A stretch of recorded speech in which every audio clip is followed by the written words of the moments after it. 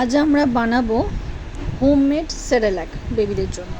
তা আমি ওটস নিয়েছি, এই বাটির পরিমাণের থেকে বেশি নিয়েছি, কারণ আমি ওটসটা আলাদা করে পাউডার করে রেখে দিই। ওকে মাঝে মধ্যে ওটসের খিচুড়ি করে খাওয়াই, তো তাই আলাদা করে রেখে দিই।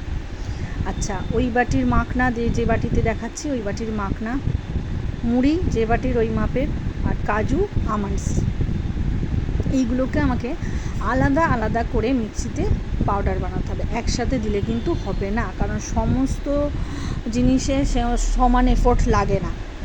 এগুলোকে গুঁড়ো করতে হবে, প্রথমে ড্রাই রোস্ট করে নিতে হবে, সব কটা আলাদা আলাদা করে ড্রাই রোস্ট করতে হবে। এই দেখে নাও, এটা হচ্ছে ওটস, ঠিক আছে, ওটা হচ্ছে কাজু, আমন্ডস, এগুলো সমস্ত মুড়ি, মাখানা, এগুলো সমস্ত কিছু আলাদা আলাদা করে নিয়েছি। তারপরে এটাকে ছাঁকুনিতে ছাঁকতে হবে, যাতে কিছু কিছু শক্ত জিনিস থাকে সেগুলো যাতে আলাদা করা যায়।